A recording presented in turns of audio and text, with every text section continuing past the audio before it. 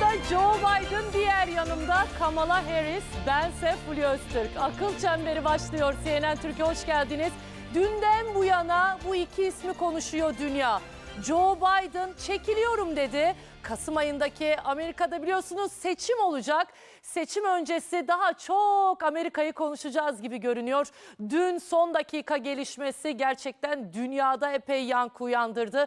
Joe Biden çekiliyorum dedi. Adayım Kamala Harris dedi. Kamala Joe Biden'ın yardımcısı. Şimdi ne olacak peki? Joe Biden bırakıyor. Kamala Harris için tam aslında resmen aday denilemez. Çünkü 19-22 Ağustos tarihinde Demokrat Parti'nin kongresinde başkan adayı resmen açıklanacak.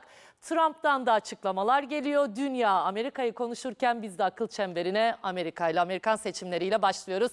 Efendim konuklarımı hemen takdim edeyim. Akıl çemberinin bu akşamki konukları akademisyen Profesör Doktor Burak Küntay hocamız. Hoş geldiniz. Hoş bulduk efendim. Nasılsınız? Sağ olun, teşekkür ederim. Ve söyleyeyim mi? Abdülkadir Selvi ve kazandıran ceketiyle gazeteci İsmail Dükel bizimle beraber. Hoş geldiniz İsmail Bey. Hoş bulduk. Yayınlar. Ceketiniz hakkında yorum yapmak istiyor musunuz? Özgür Özel, Ekrem İmamoğlu ve İsmail Dükel. Devam ediyor. Ben de bu ceketten giymek istiyorum dedi ve giydi. Ya bir abi bana da getir onu. Ekose denen bir tür vardır. Yani Ekose ne Recep O artık Tayyip kapıldı ama Ekose değil artık Erdoğan'la olduğu, ne Ekrem İmamoğlu'yla ne Özgür Özel'le bu bildim bileli vardır bu. Abdülkadir Selvi. Milli Görüş gömleği giyer gibi giydin onu artık. Hürriyet gazetesi yazarı Ama sonra Sayın da çıkartıyorlar Selvi. onu da ya. Selvi. Sen çıkarma. Valla benim aklıma Abdülkadir abi soktu bu olayı. O Biliyorum. yüzden ya, Bütün biliyorsun mutluluklar yani. onun O başının yüzden. altından çıkıyor zaten. Sen masumsun. Aynen. Ve efendim Milliyet gazetesi yazarı Zafer Şahin bizimle beraber hoş geldiniz. Hoş bulduk. İyi ki geldiniz. Konuklarımın hepsi Ankara'dan diyormuşum. Sakın beni 45'te bırakıp Bırak hocam. gitmeyin. Gitmeyeceksiniz değil mi? Yok. Ya ben bunu bir programda söylemiştim. Yani 45'te gitmelerine izin vermeniz de hata. Yani oraya gidip... Uçak var diyorlar Zafer abi. Hayır ya, oraya gidip CIP'nin serin ve rahat ortamında muhabbet Yiyeceklerini ediyorlar. yiyerek diyorsun. 15 dakika sonra çıkabilirler. Hiçbir gecikme olmaz. Peki bugün tam Hayır, yani program bitiminde tabii, gidiyorsunuz.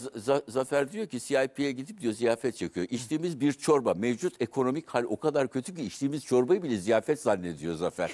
Aslında o da onu içiyor. Evet, cevap yani. hakkı doğru. Başka da bir şey yok zaten. Şey diyorum ya, Allah herkese İsmail Dükel kafa serinliği versin. Ya bu kadar bu ülkenin nimetlerinden birinci derecede faydalanıp da bu ülkeyi böyle bir Afrika ülkesi standartlarında gösterme becerisine bir tek kendisinde rastlıyoruz.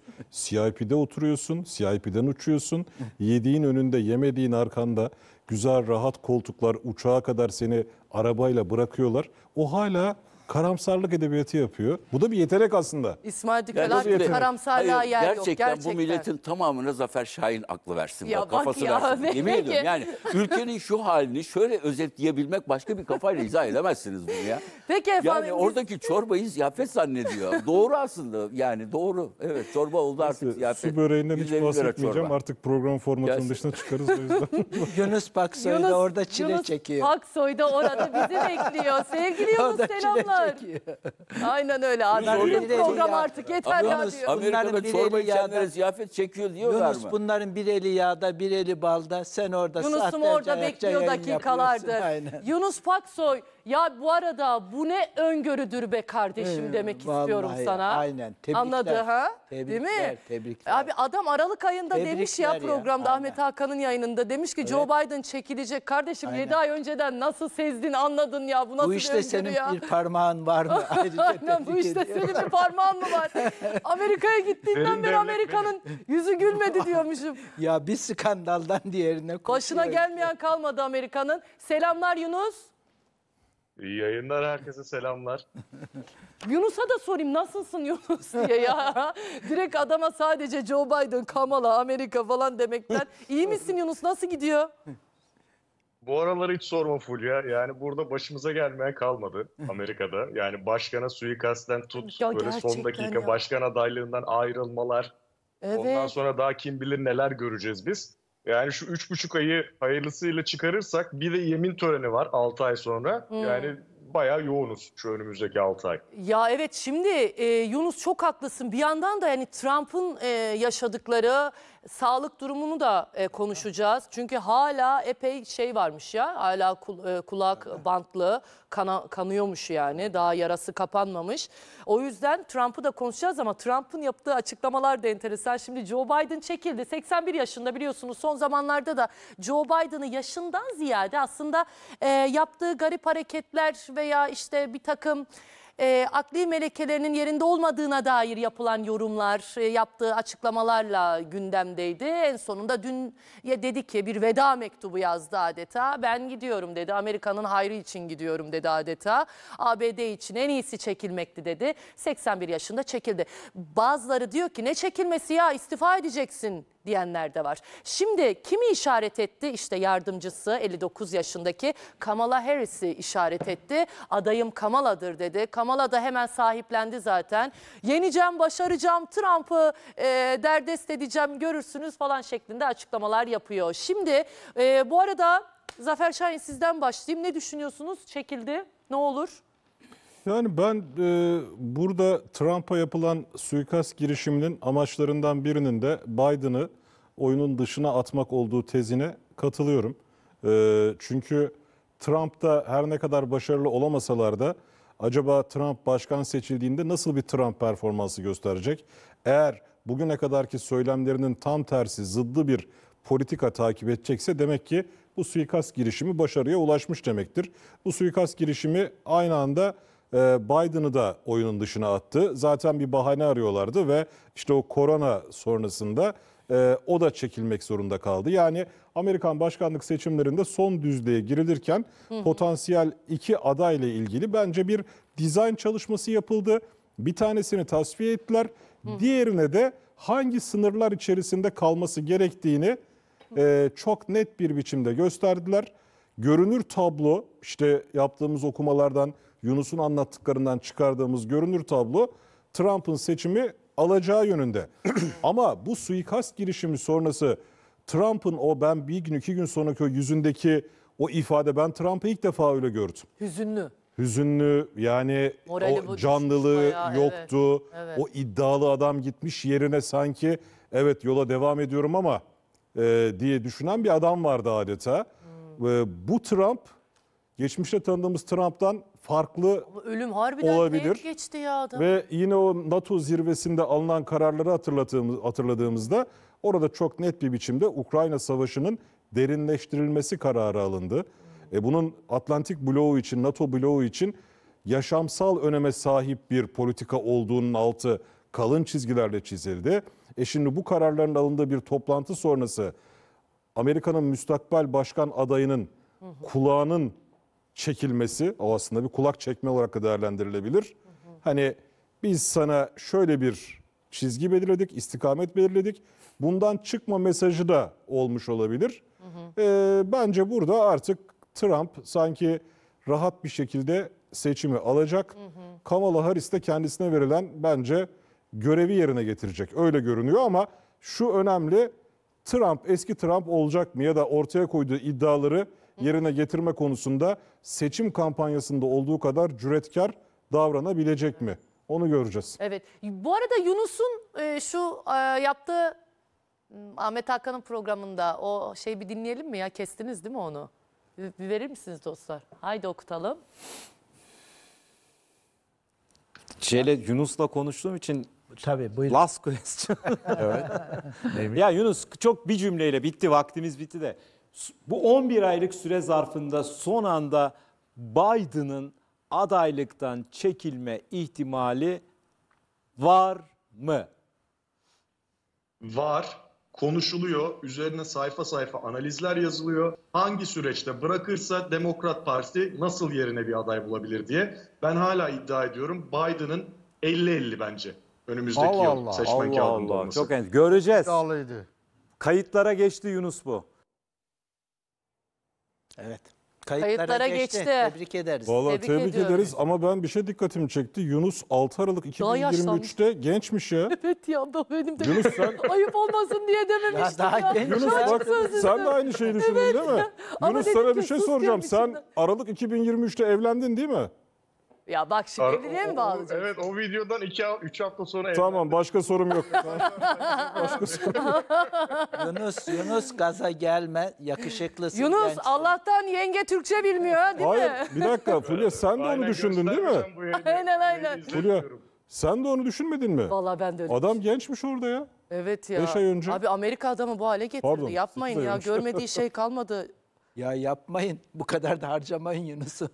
Lazım o bize 6 ay daha. Peki şimdi Bir 6 ay sonra bir daha yapalım bunu. Aynen. Aynen. Sonra da bu yayını çıkarmak lazım. bak bize Türkiye bak falan diyormuş. Vallahi ben çok yaşlandım.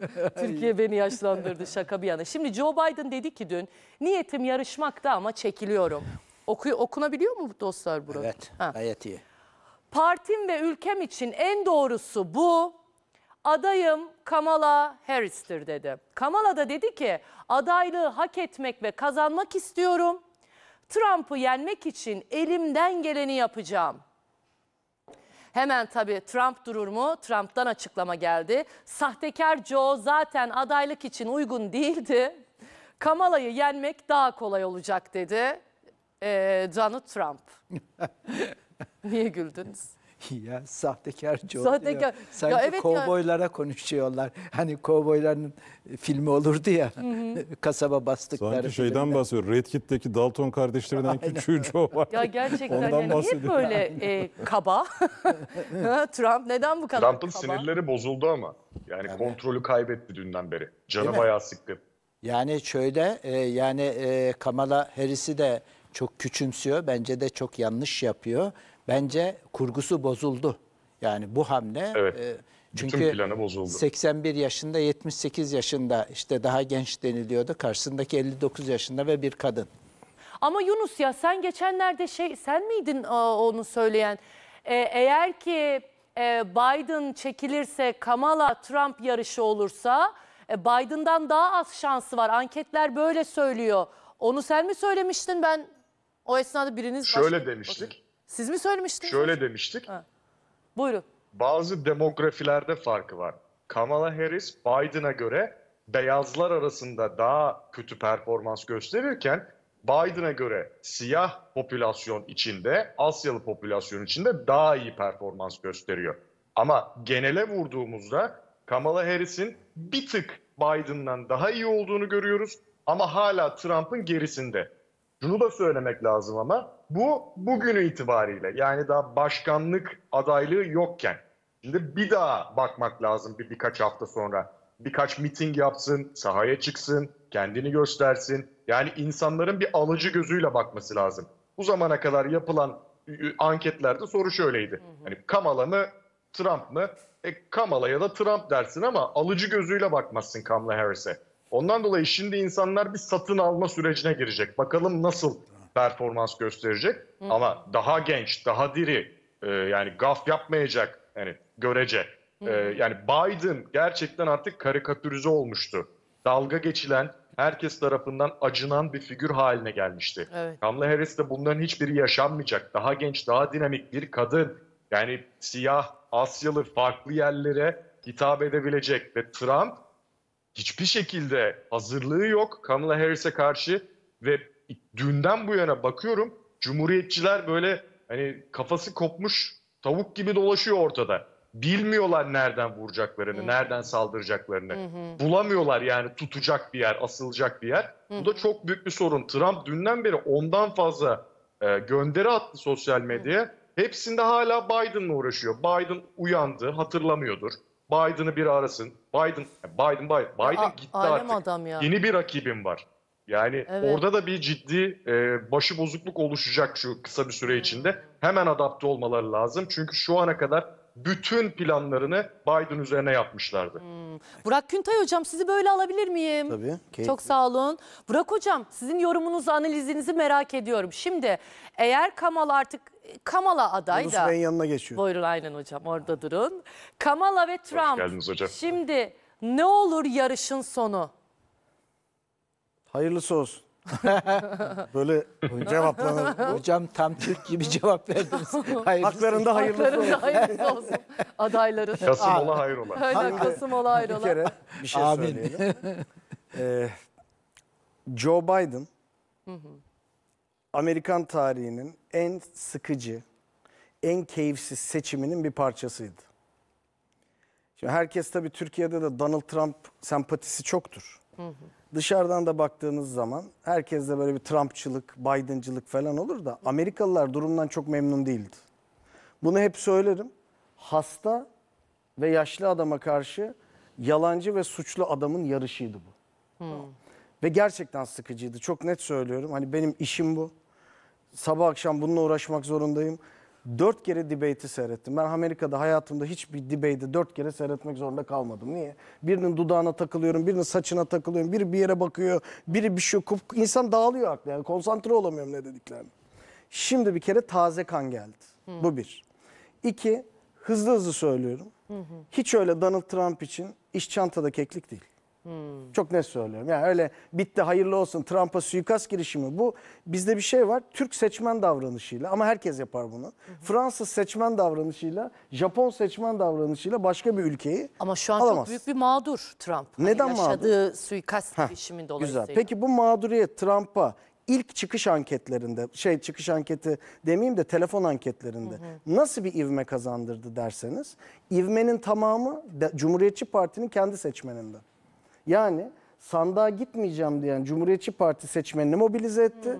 Kendi partisinin içinde zaten Kamala'ya veya Demokratlara Karşıdan kalmayacak. olay oy almadı. Hayır çok net söylüyorum. Ya, yok öyle bir şey. Bağımsızlardan 1-2 geldiyse de anketlere yansıyacak bir şey olmadı. Tamam. Ama başka şey var Trump'a oy kazandıran. Herkes bunu atlıyor. Çünkü suikast işi gibi keyifli değil. O daha magazinel. Daha böyle anlatması zevkli diye herkes ona konsantre oluyor. Bir Mar-a-Lago davası ile ilgili yargıcın aldığı karar.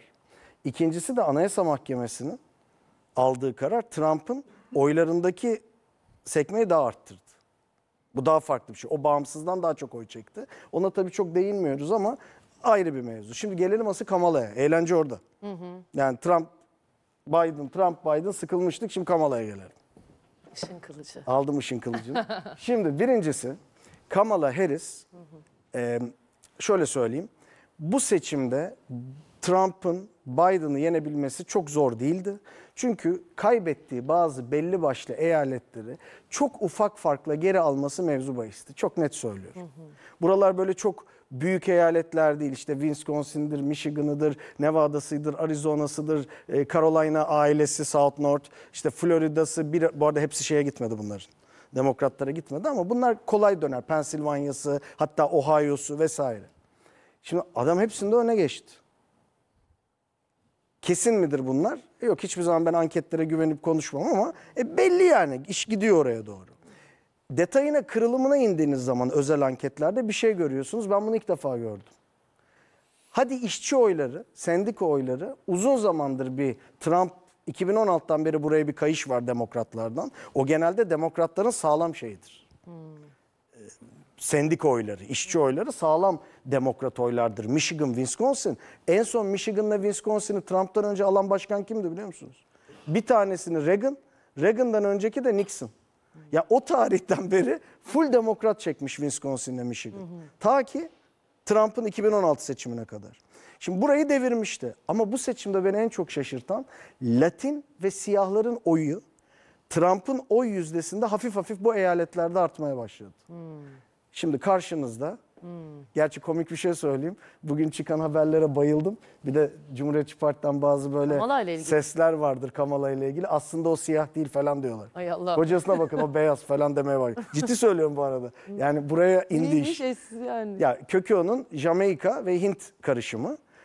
Falan da mesele bu değil. Mesele oradan vuracaksan yandı gülüm keten elva. İş çok enteresan hale gidiyor. Neyse.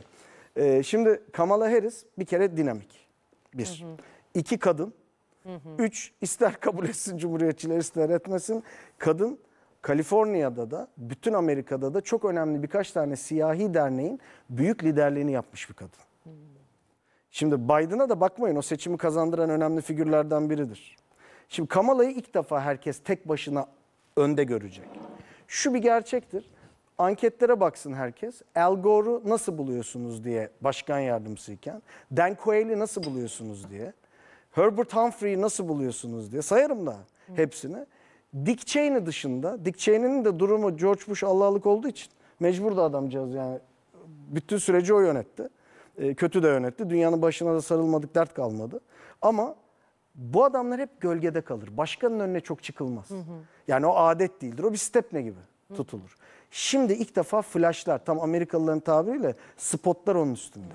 Kamala da zaten 4 yıl boyunca çok böyle geride durdu. O işin gereği o ama. Yani başkan yardımcısı Dışişleri Bakanı gibi yapamaz. Başkan yetkileri falan da öyledir zaten. Ama hocam çok silik kalmadı. Çok silik kaldı ama. Yani etkisiz kaldı.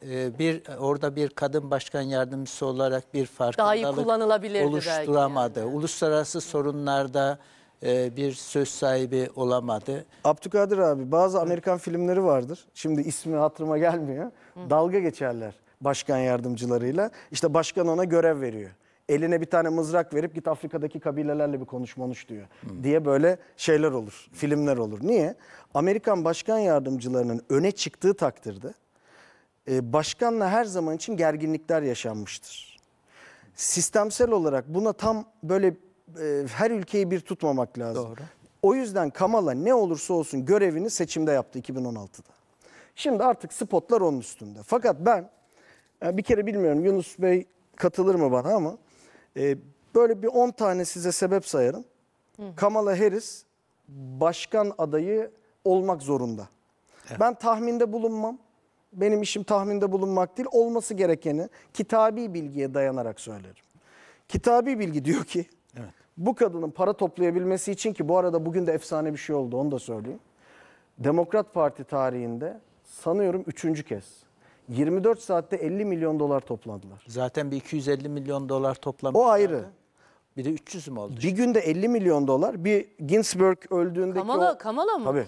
Şimdi bu çok önemli. Neden önemli olduğunu söyleyeyim. Act Blue diye bir şey vardır. Böyle kampanya yapar parti. Bir Ginsburg, yargıç Ginsburg öldüğündeydi galiba. O gün bir karışık işler vardı. Orada topladı. 2 daha yeni Biden sürecinde toplamak zorunda kaldılar. Çünkü bir deadline şey vardı. Gün vardı. Hocam bu Trump'ın peki yaşadığı suikast girişiminden sonra toplanan bağışla Alakası yok. Bu daha fazla. bu daha mı fazla Kamala'nın? Evet. Bugünkünden bahsediyoruz. Bir günlükten bahsediyoruz. 50 milyon dolar 24 saati büyük para. Peki neden? Buradan ne sinyali alıyorum ben? İşte Nancy Pelosi'nin açıklamaları, bir sürü lider açıklama yapıyor. Lider derken Demokrat Parti liderlerini kastediyorum. Kamala Harris üzerinde mutabık kalmak zorundalar. Neden? Vakit yok. Evet. Para yok. Paranın bir kısmını da buraya çevirebilmeniz için zaten Kamala'nın geçen hafta anlatmıştım. Evet. Geçen cuma bilette olması lazım. Hocam Ağustos'taki kongrede de zaten Kamala'nın adı zikredilecek. Mecbur. Mecbur. Yani bence olması gerekeni söylüyorum. Başka Olmayabilir. zaten Hani istemiyor. ben delege değilim ama kitabi olarak olması gereken o. Hocam çok angajı olmuşsunuz Kamala. Hocam Bana Kamalacı delege çıktı. Hayır yani bizi Yunus Amerika'da bu kadar angajı olmamıştı. bana bu işin söyleyin adını, teorisi diyor ki Kamala Harris'in aday olması Demokrat Parti kuralları gereği en olası olan. Şimdi bizi burada ilgilendiren 21 Temmuz'da bıraktığı için. Doğru, yani 21 Ocak'ta bıraksa çok farklı. O zaman 5 tane aday çıkardı. Ama şu an Kamala'dan başka şansları yok. Kaç zaten çok Tek az aday kaldı ya. kalmış. şimdi Ağustos, Eylül, Ekim, Kasım. İşte Kasım'ı da saymazsan. Yani. bu kongreden önce bırakması sebebiyle şöyle bir şey var orada. Geçen hafta Ohio ile ilgili, bilmiyorum konuşmuş muyduk Ohio ile ilgili ne olduğunu? Orada da kritik bir iş vardı. Amerika'daki her eyalet her başkan adayının adını kendi kanunlarına göre koyar. Yani Amerika'da tepeden inme bir sistem yoktur. Ohio'nun, bu arada bu hep dert olur Amerikan sistemine. Diyorlar ki arkadaş siz parti adayınızı seçimden o 90 gün önce belirleyeceksiniz. Şimdi 90 gün sayın kaç yapıyor? 5 Kasım'dan bir geri sayın. Tam 3 ay ne yapıyor? 5 Ekim mi yapıyor? Eylül, Ekim diyorum. Ağustos. 5 Ağustos. 5 Ağustos. Kongre ne zaman? 19. Ağustos'un ortası. Ortası 19-22 miydi? Evet, evet. Şimdi bunlar işte bazı böyle yöntemler buldular, ettiler falan ama en son Ohio Meclisi, ki bu arada meclis, Ohio Meclisi ağırlıklıdır. Cumhuriyetçi ağırlıklıdır. Onlar demokratların da baskısıyla bir karar aldı. Ohio çok önemli bir eyalet. Bir şey erteledi. Söyleyin. 1 Ekim erteledi. 1 Eylül'e erteledi. Eylül'e, Ekim diyorum. 1 Eylül'e erteledi. Şimdi 1 Eylül olunca hem sağlamda gibi hissediyorlar ama çok emin de olamıyor demokratlar. Son dakika bir gol yer miyiz diye. Dolayısıyla bu ve bunun gibi, izleyicileri sıkmayayım, bir sürü şeyi birleştirdiğinizde benim görüşüm aday Kamala olur. Beni asıl enterese eden yardımcısı kim? Kazanan da Kamala olabilir diyorsunuz aynı zamanda. Bir dakika. Nereye? Hocam. Başkan adaylığını mı? Seçimi yani. Trump'a karşı mı? Evet, Trump'a karşı. O iş şöyle. Kamala'nın ortaya koyacağı siyaset planı ne? Biden'ınkinden farklı. Ama çok farklı değil. Ekip hazır. Şimdi bakın bu çok önemli. Bunu bazen yani küçümsememek lazım. Burada bir parti yönetimi var falan diyoruz ya. Bir Demokrat Parti. Şöyle söyleyeyim. Adalet ve Kalkınma Partisi seçimlere giriyor ya. Ya da Cumhuriyet Halk Partisi ya da İyi Parti ya da Milliyetçi Hareket Partisi. İllerdeki kampanyayı kim yapar Türkiye'de? Nasıl? Partilerin teşkilatları, değil mi? Teşkilatları, ilçeler, Değil mi? iller, evet. Şimdi Amerika Birleşik Devletleri başkanlık seçiminde partilerin sonsuz teşkilat desteği olmasına rağmen her eyalette başkanın kendi kurduğu kampanya ekibinin bilfiil kampanyası vardır. Yani bunun parasını da başkan verir, parti vermez. Kendi verir. Bütün ekibi de kendi kurar. Parti destekler. Onların ayrı bir grassroots'u, teşkilatı vardır ayrı. Şimdi Kamala'nın ve Biden'ın ekibi hazır. Siz buraya yok Gavin Newsom'u, yok efendim Gretchen Whitmer'u, son dakika bunlardan birini koy, ekip kur, para topla falan, o iş öyle olmaz.